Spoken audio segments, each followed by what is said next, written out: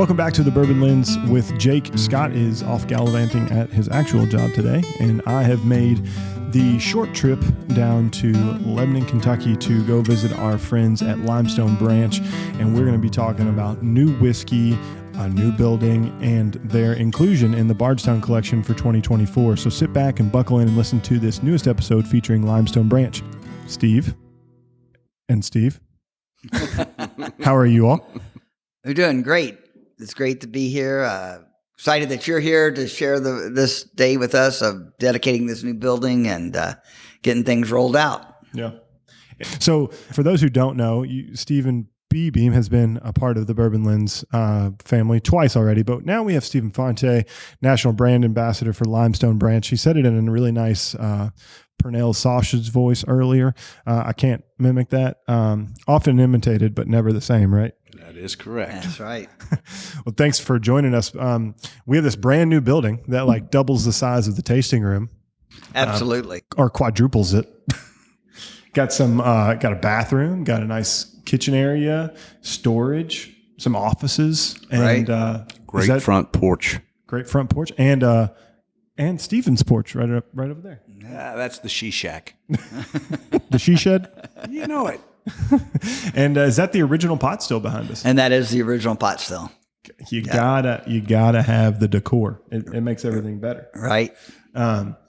It's come a long way since it has come a long way. I was talking about that this morning. When I was looking out over the property, and I remember walking the property with Bosley. And this is now I have Case, but Bosley, the original chow that I had when I was here. But walking the property and thinking, this would be a great site for a distillery, and that was before we had even offered on the property or dealt with it. But I was like, this would be a good spot, and it turned out to be a great spot.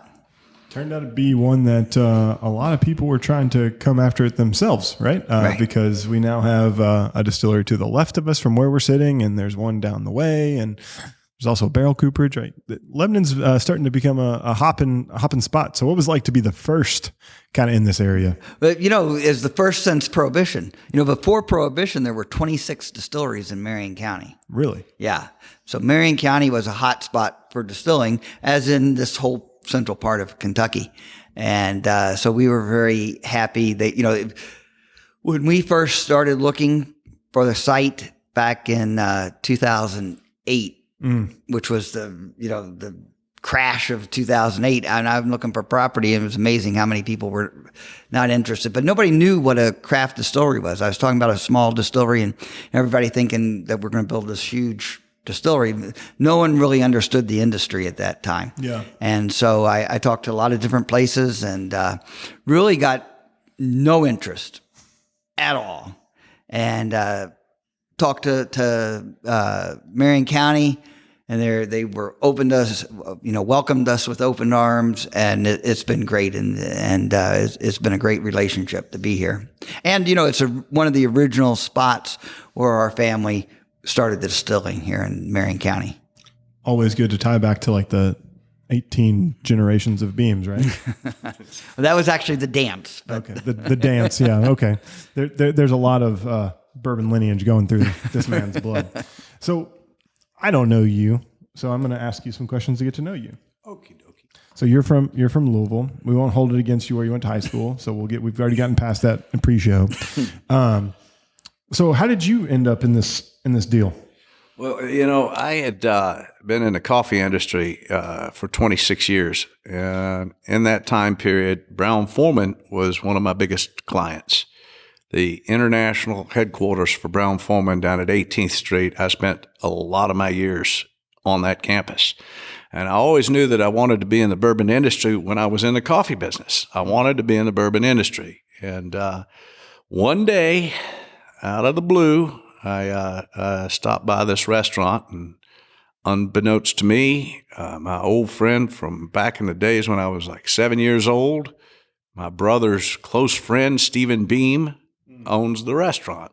So you're at Beer Nose. Yeah. And so we're at his restaurant, and he tells me one day after he had adopted my coffee and tea program, mainly the tea program, for pizza. He told me, he said, I'm opening a distillery, Stephen. I'm going to sell the restaurant. And I said, I'm in. And he said, what do you mean you're in? And I said, I want to work for you. And he was like, I got no place for you. This is going to be Beams. We don't have any money for anybody else. Me and my brother are going to do this. And I'm like, but I'm in.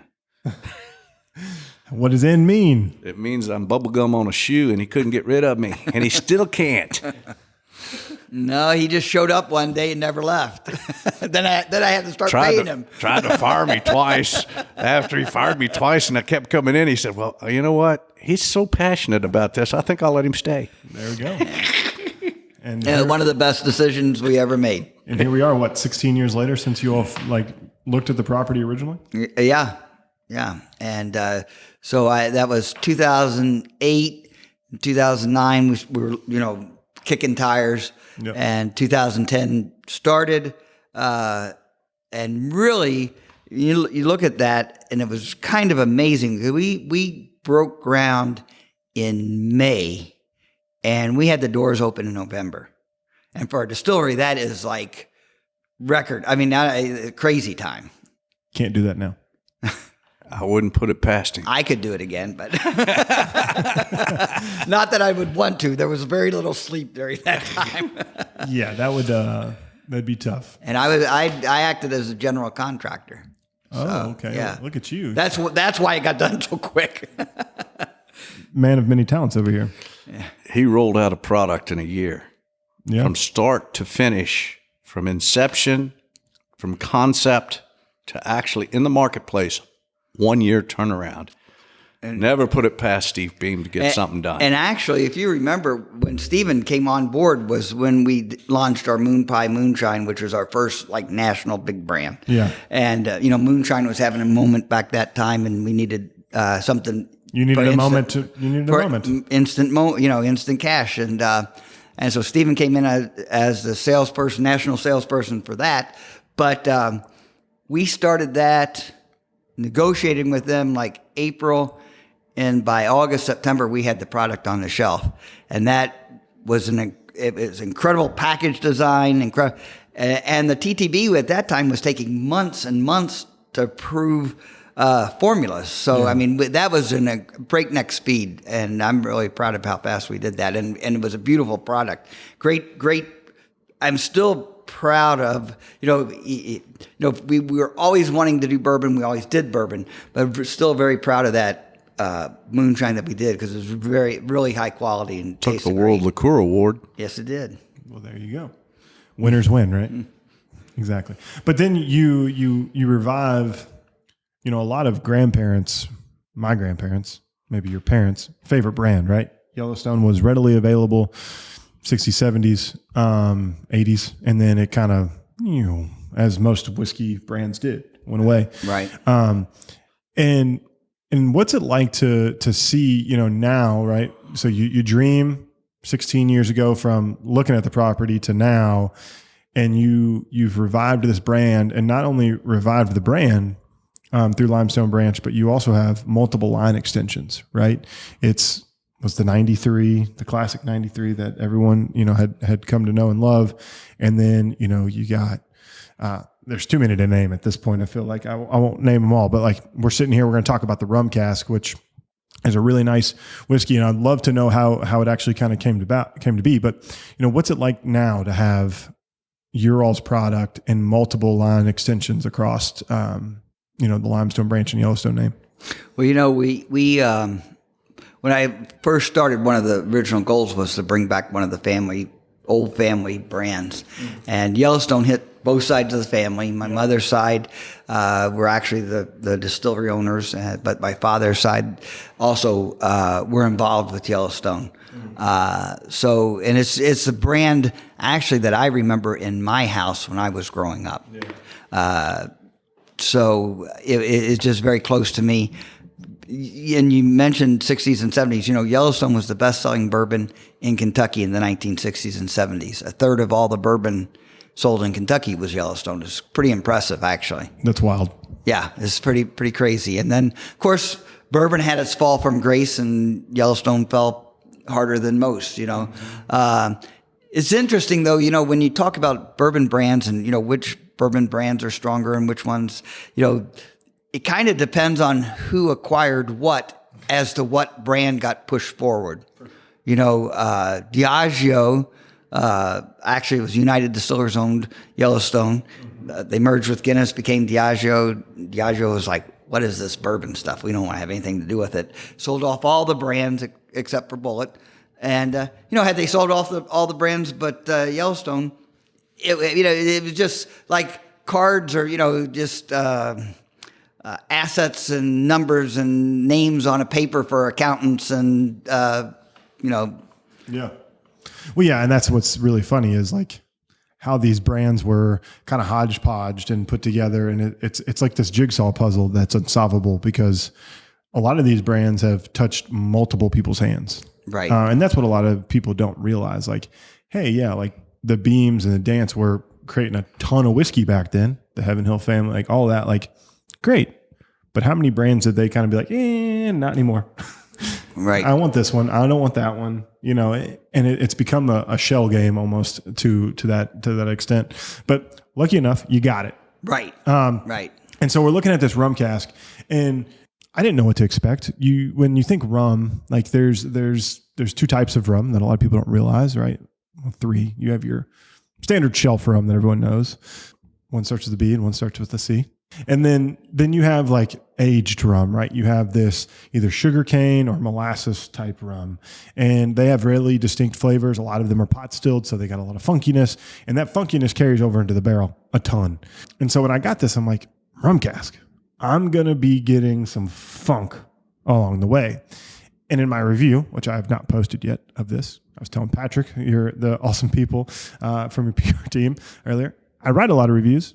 A lot of them just haven't gotten published yet. But on this one in particular, the rum is there on the nose, kind of fades on the palate, which is very interesting to me because when I think of this, I think of bourbon on the nose, rum on the palate for a lot of rum finished bourbons.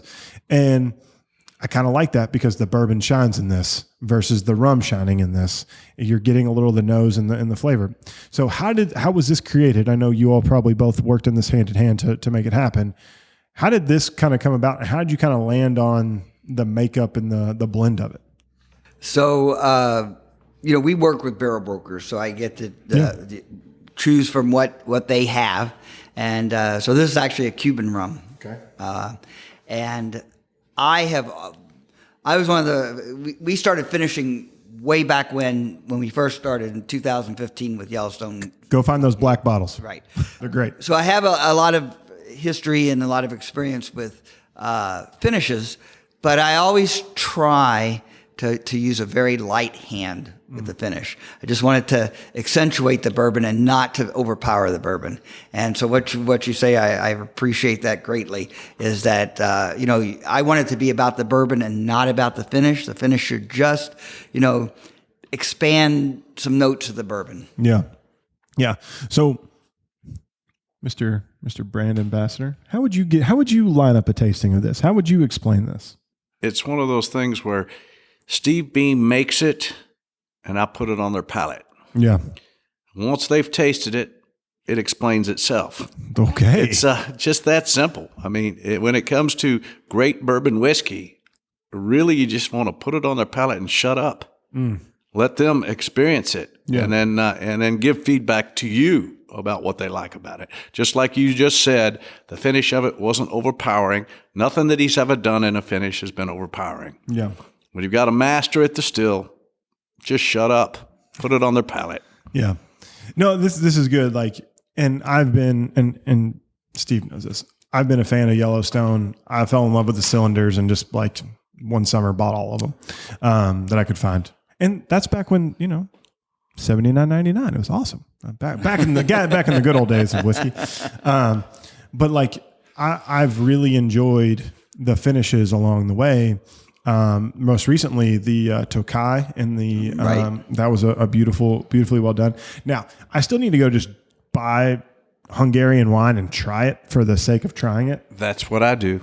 I mean, like haven't done that yet. I just need to go to Total Wine and be like, hey, give me your Hungarian Tokai, please. But like, that's how you're going to know, because as you all continue to play with finished bourbons and whiskeys overall, right? Because the minor case is also a finished whiskey, right? You're still going to be able to get a lot of different flavors from that, and there's a lot of barrels that haven't been explored yet, right? And so I appreciate this whiskey. I think people should be paying attention to this whiskey because it's a perfect summer transition. Because you're getting the sweetness on the back end, you're not getting a lot of bite or astringency. Right. Would go well in a cocktail. I mean, I hate to say that, Craft but it would. Cocktail specialists love it. Yeah. Absolutely love it. Yeah, like because it's going to accentuate it enough. Or you can even make some tiki type of drinks or riffs on it, which would be a lot of fun. We were just in New Orleans, and that's exactly what the restaurateur that we visited did. Is they put a riff on it immediately. They were like, "Oh my gosh!" And they made a tiki drink out of it that was just gorgeous. Some of which is posted on social media out there for us. From that trip, we took a medal for the rum cast finish at the New Orleans Bourbon Festival. Yeah, as one of the best finished bourbons. Nice. And that's before it ever hit the market. Yeah. That tells you anything. Yeah. Well, and that's one of those things. You got to be able to get it out there. You got to get people to either talk about it or get it on people's lips who are sophisticated enough to tell you if they like it or not. Right. And people can say what they want about the competitions. They're necessary, right? They are there for a reason to bring validity to what you all are doing. Right. I think that's really important. I do like what you said about, with summer coming on and, this is light and fresh and fruity, crisp. Yeah. But, and people often ask me, which one's your favorite? There's like, I did a tasting yesterday and had, 8 different, several different single barrels and the finishes there. And they're like, which one's your favorite? And I was like, it depends on what I'm doing. Yeah. In the summertime when I'm looking for something, light and, don't want something overpowering, that you go to something like the rum cast. If you want something, with a cigar and a little bit more contemplative, then you're going to, a higher proof single barrel. Yep. So really, one whiskey, I don't think is difficult to fit every situation. And I think it's great to have different whiskeys for different scenarios. Oh, 100%. And, one of my favorite line extensions, and I know we're not scheduled to talk about this, but I'm going to throw it in there anyway because I see the bottle, is the American Single Malt. I love that, one, utilize your partnerships, right? Like you all are in a family of one of the real big distilleries, right? In Luxco. Right. So why not get some single malt that they have? And they have really good single malt coming out of Lawrenceburg, Indiana. Lawrenceburg, they make great whiskey. Everybody knows that. Yep. Shout out to Ian Steersman. Yeah, absolutely. That guy is great. But there's so many different brands that utilize that and don't give recognition to that. But Lawrenceburg makes fantastic whiskey, and so we're great to be. It's great to be associated with them. And when I had the opportunity, to do the single malt with them, it's fantastic and unapologetically American single malt. Yep. It goes into new charred oak casks. It's distilled on the grain, which is not a lagered out like a Scotch is. Yep. So like I said, we are unapologetically an American single malt. We're not trying to be, a European single malt. I tell people this is not, kiss your mom and go to tea, 80 proof single malt. This is, American single malt. We're 54 ABV, 108 proof, and unapologetically American. Yeah, no, I'm a big fan of it. And I think, like the parallel here is because you're not heavy handed on your finishes. When you go to start playing around and finishing that, it's going to then turn a Scotch drinker or turn an Irish whiskey drinker into a American single malt drinker because they're not used to heavy-handed finishes either, right? They want that subtleness because they're letting that barrel go for a long time and it's second fill or first new fill, right? Whatever. Right. Whatever they use weird terminology and I can't pronounce half the brands. I can pronounce this one. So I think that's going to be fun, like just kind of tying in, what you're doing from a finishing perspective. And American Single Malt's here to stay, is what it is. I love American Single Malt. I was drinking single malt last night from Colorado. They do make a lot of good stuff out there. Yeah. And so it's really cool to continue to see the line extensions kind of happen. And one line extension that I kind of teased out in the front is being part of the Bardstown collection. So Right. National Bourbon Week is coming up June 10th through the 17th, I think. My days may be wrong, but I'm close. Right. Right. So what's it like to be included into that National Bourbon Week that Bardstown has kind of started to own a little bit, and then including someone, their neighbor right down the street? Right.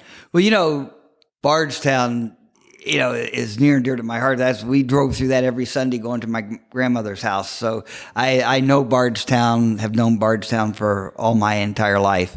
And I've always known it as the bourbon capital of the world, always. And to be included in that group is so significant for us.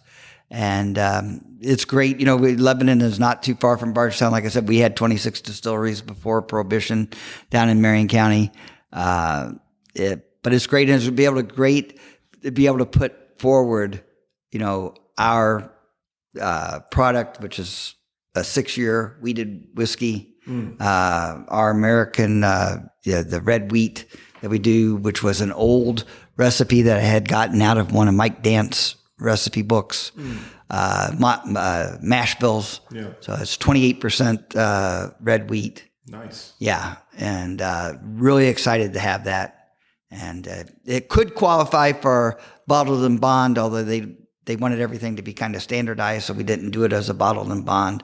But technically it is bottled and bond, and the first bottled and bond, or the first qualified bottled and bond out of the distillery. So really excited about that too. That's pretty dang cool. Yeah. So is it a wheat whiskey or is it a wheated bourbon? No, it's wheated bourbon. Okay. Just wanted to make sure. Yeah. 28% wheat, 12% malt, 60% corn. Yeah. And it's great. We did them, and a lot of people know our experimental cask that we used to do in the 15-gallon. Yeah. Yeah. So we did, the 100% malted rye. We did a lot of different 100% malted rye is phenomenal, by the way. We did a lot of different mash bills, and but this is the 28% red wheat that we had done, and so we did it in the small 15-gallon.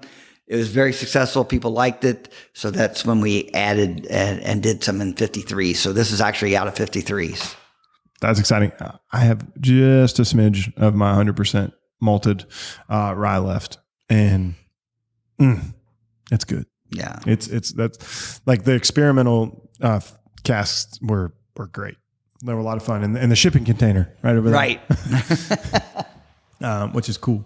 So we're going to talk about the piece de resistance last, where we're kind of sitting, but talking about barrel picks and talking about the experimental casks. Like, what's that like now?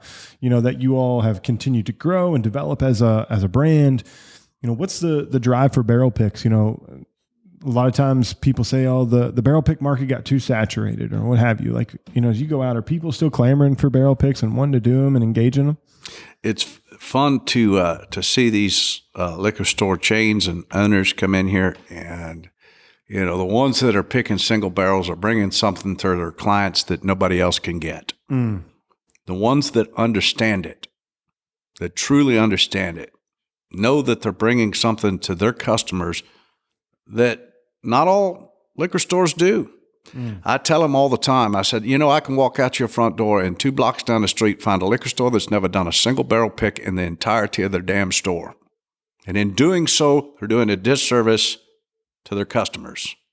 And I give them a challenge going, because they've made the trip to Kentucky, because they've done the diligence at this table, and they have vetted barrels, not just for the barrel of whiskey that's the best, but the proof that's the best. So when we do a barrel pick, we're doing it like a master distiller would do a national brand. They're looking at it from a different lens than most distilleries. They're getting down in the rabbit hole. We are going down to the depths of picking a barrel at the proof it tastes the very best at. When they choose it, it has no flaws.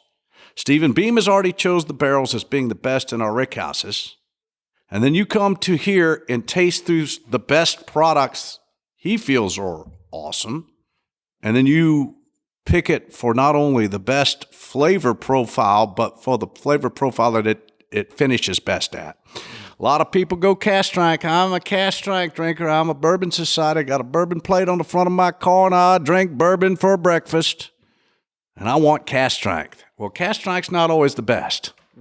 The reality is when you get into the lens and you're actually doing it side by side, the chances and likelihood of you picking a 109, you pick again at 115 are slim to none. The chances and likelihood of you picking a 115 and picking it again at 119, I've done about 2,000 barrel picks to this point. And about 7 times in that entirety did I pick a vertical where a barrel was great at 109, 115, and 119, and it blew the rest of the barrels away. When you realize that, you realize how much proof influences those characteristics. You want to buy a barrel of whiskey that's going to be incredible to your clients, you want to do it by proof as well as by barrel. Yeah, and I think that's a unique to our distillery for a program, because we actually proof down the samples to the actual proof that they are going to be getting into their store. You're not tasting apples and So getting oranges delivered. So we're not saying put 3 drops of water in there and that's going to be about this proof. We actually proof it down to the proof that they're going to get it. And it's amazing how much, certain barrels will shine at certain proofs. Yeah. I mean, trust me, I've done barrel picks. Here's your barrels. Taste out of the barrel. We're going to proof it to 125. We're going to proof it to 90. Well, that's interesting. I just tasted it like 125. Why am I getting it at 90? Why can't I get that at the flavor that I just drank it at? Because that's what I really liked it at. And you know what? Water can add a lot of flavor, and water can take a lot of flavor away in a heartbeat. It sure does. It's amazing. It's amazing how it tastes great at 109 and it's masked by water. But when you get up to those cast strength stratospheres, the barrel starts showing itself. And all of a sudden, there's tannic things that are on the finish and things that you just don't like, and you no longer like that barrel. But at 109, it was your favorite barrel out of the entire pick. It's eye awakening. I've done probably 2 million tastings in coffee. When you do a coffee cupping, you do the bowls side by side. You do them back to back. You do not interrupt your brain when you're doing a coffee cupping. You pick up on nuanced flavor characteristic differentials you'd have never picked up on had you interrupted your brain. So what I ask our clients to do is go down the rabbit hole after they've written their notes, blind, not talking about the pick, not influencing each other, but to go back after they've done that and taste each sample side by side without interrupting their brain to find the nuanced characteristic differential they would have never found had they not done it that way. And once they get past that, they realize, wow, that one I thought I liked is no longer the one I like. And when we get finished with that, you've got some characteristic differentials that you would have never gotten out of a distillery had you not done your diligence. So when we talk about barrel parties, it's not a party to me. It's not at all a party. It's serious business. It's our reputation going out to the public. And when we get past all the barrel pick, I think they're enlightened a little bit more. And then we party. Yeah. It's time for cigars and pours. Yeah. Yeah. Have you, and how many barrels, what's the most barrels you've ever picked at one setting? Steve, I would estimate 40. Yeah, 40 barrels in one sitting at 3 different proofs. I had to crawl over to the Hampton Inn. I couldn't even walk. I crawled over to the Hampton Inn. Yeah, I know. I knew that you had done some major barrel picks. For the entire state of Texas, for the entire state of Louisiana. These ABC control boards come in, they pick for the entire state, and we do it in one sitting. And I don't care how many Westminster crackers you have. You're going to be affected by that pick, but we picked some great barrels in those sittings. You were affected in multiple ways by that pick. Yes, yes. And a couple days of recovery, hopefully, afterwards. And I think barrel picking is a lot of fun. And you talked about like the nuances of it. Scott and I, who run the podcast, we have a pretty similar thing. So we nose all the bourbons, write down your notes. We taste all the bourbons, write down your notes. And then we come back and we say, A and B, which one you like? And then we leave the room, and whoever it is, swap them up around. We don't want to know what they are. We do a lot of blinds after the pick. Yeah. If there's a discrepancy, if we're close on two different ones, I have Brooklyn, who works with me and is incredible, does the job when I'm not here. Phenomenal. She'll mix them up to the point where nobody knows what they're tasting. Everybody gets a different sample at a different glass. One side, other side, nobody knows anything about what they're tasting to come up with the final finish. Exactly. Which one did you truly like? Taking it all out of your brain, what you think you like. Yep. And so when we do that, then we nose, we taste, and we vote. Yes. And then if me and him are split, well, guess what? There's somebody tasting with us that's probably smarter than us. Which one? Which you pick? I do not believe in super palates. Oh, no. Never have believed in a super palate. I believe the general public's palate is what we're selling to. Everybody's palate is a super palate. So I want honest and valued opinions without influence on paper. And then after we get past the paper portion of it, then we talk about the pick. Yeah, I'm with you. And that's the bad thing about having two podcast members. You got to have somebody break your tie. But, at the end of the day, like, picking whiskey is a lot of fun. You learn a lot. And we talked to this guy. His name's James Doherty. He runs Schlieb League Distillers in Ireland. But, you talk about your coffee background. He was in tea. He did world tea. Stephen did tea as well. Yeah. Stephen was Mr. Tea. His brother was Mr. Coffee. So yeah, I took Conti iced tea out to the nation, and we developed it. Mark Nethery and myself, the chief operating officer of John Conti Coffee Company, imported teas from all over the world. Yep. And we cupped and tasted teas. The Gil Logan at Churchill Downs came to me and Mark and said, "Hey, we've got this conundrum. What is it? We've got a guest at the Derby coming up. Gil Logan, Chef Gil, was the Churchill Downs executive chef, and the Queen of England's coming. And we need to be able to produce a tea for the Queen of England in a high tea service. Do you think you boys could handle that?" And Mark had to pick out the China pattern. I'm not much on China. He has it to this day. The Queen of England donated the China pattern as a thank you gift to Mark Nethery for the incredible tea service of a single origin Earl Grey tea that was produced by John Conti Coffee and Tea Company for the Derby for her service. That's pretty damn cool. Yeah. But like, that's what people don't realize. There are nuances, like when you're tasting tea, or you're tasting coffee, that translate to the training that you're doing on your palate. And no matter who you are, the general public, if you're an enthusiast, whatever, train your palate. Try different food, try different drinks, smell different stuff, right? Because all you're going to do is just learn how to build up your vocabulary, build up your knowledge base to taste whiskeys, to pick out small imperfections that you do and don't like. That, I think, is what makes whiskey fun, is the little small nuances that, like, oh, general public, you're like, it's good or bad. That's fine. That's okay. But if you want to get down the rabbit hole, right, you gotta go. I hadn't had it before, but this week I had a tasting that I was doing, and apparently peanuts came to my profile. My mother was a peanut farmer's daughter. I grew up hanging out on that farm that my uncle had, 100 acres of peanuts, and he'd roast them in the kitchen. And it just automatically, wow, there's peanuts in this one. Yeah. But, I think really when it comes down to it, drink what you like. And everybody has different ways they taste their whiskey. And that's right, why wrong, or when indifferent. you go into a liquor store, that's why there's so many different brands. Yep. Fortunately, I think, I have a palate that a lot of people find similar to. They enjoy what I do. So that's great. But it's, when it comes down to it, buy whiskey that you like. There's no right or wrong.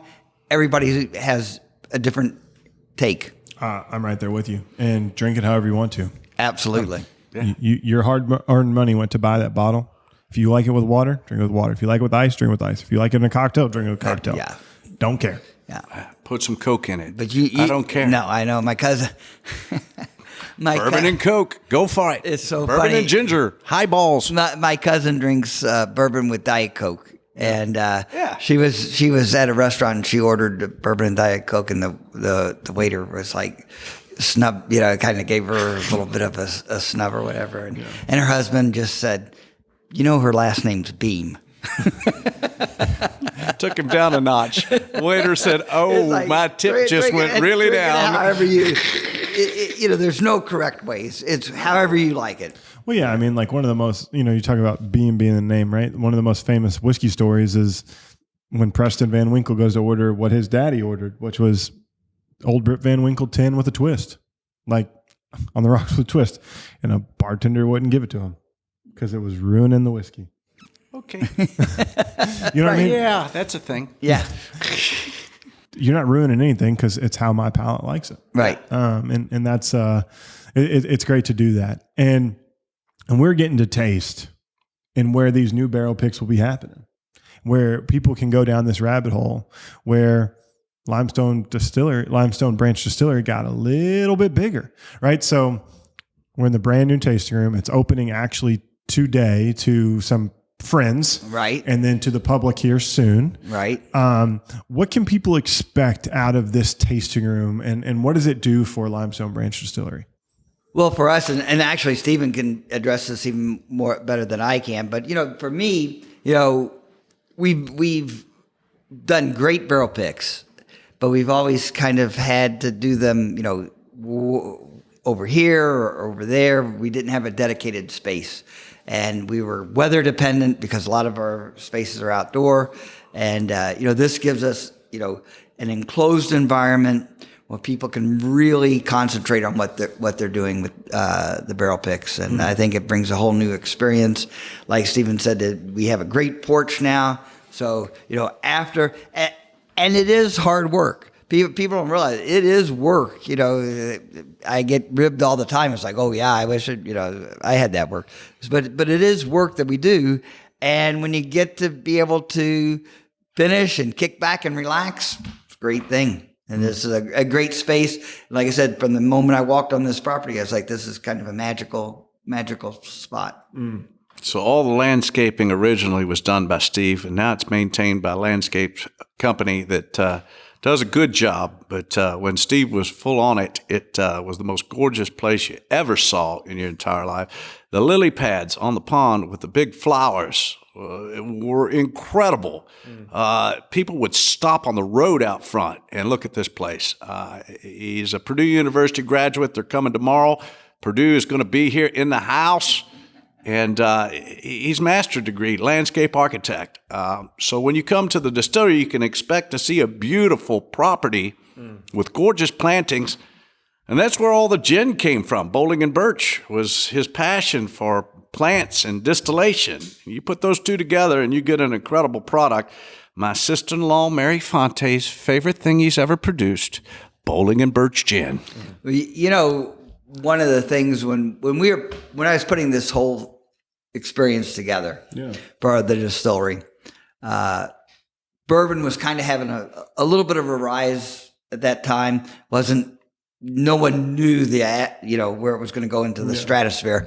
And that wasn't the important thing for us. The important thing for us was just we wanted to reestablish the family, our branch of the family into the business, and have a good time. And I knew that I was going to spend an inordinate amount of time here. And I wanted a place that I would enjoy coming to every single day, and that I would hope that other people would enjoy as well. So every bit of the design of the building, the design of the experience was, come and enjoy the space with us. Yeah. Well, I don't like gin that much, but I've gone through quite a few bottles of Bowling and Birch gin. And it doesn't taste like a pine forest. No. Because he didn't put a pine forest in it. He put 19 different botanicals. You know what that is? Yummy. That's more botanicals than Colonel Harlan Sanders had spices in his chicken, son. Leave it to the Colonel Beam. That's true.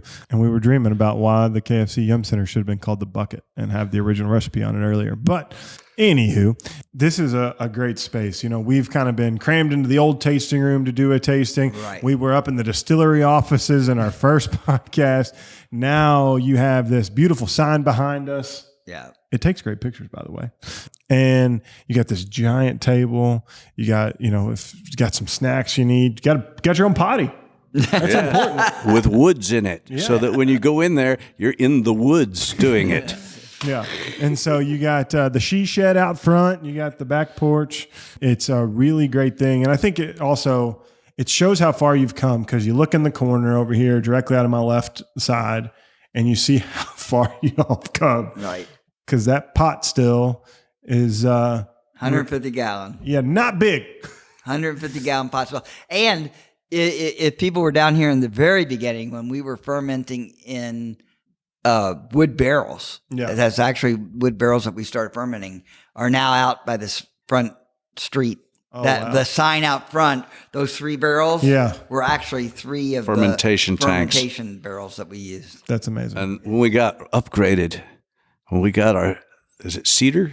Stainless steel. The one, no, yeah, it was. You could see that Cypress. It came in gallon Cypress tank. It came in coated and looking beautiful. You don't coat a Cypress tank. You don't coat it. It has to breathe.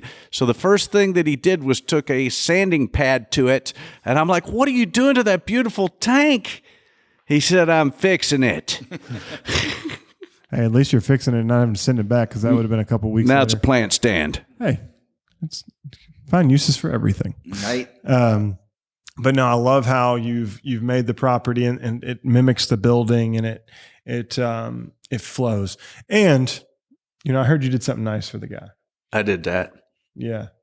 Tell the listeners what you did. That was real nice. Well, you know, Steve never thinks about himself. It's just the way it is. He thinks about everybody else. And I had the opportunity, it's my mind, this place couldn't be called anything else but the Stephen B. Beam Barrel Tasting Lodge. And so I created a sign. I found a place that I could incorporate 2 of his passions, which is our national parks and bourbon. And so we have a sign dedicated here in the building to the Stephen B. Beam Barrel Tasting Lodge, established in 2023, because that's when they started on the building. And the National Park Service is up on the wall. He's given so much back to it. He cut the barbed wire out of our Yellowstone National Park for the pronghorn sheep migration. I'm looking at this.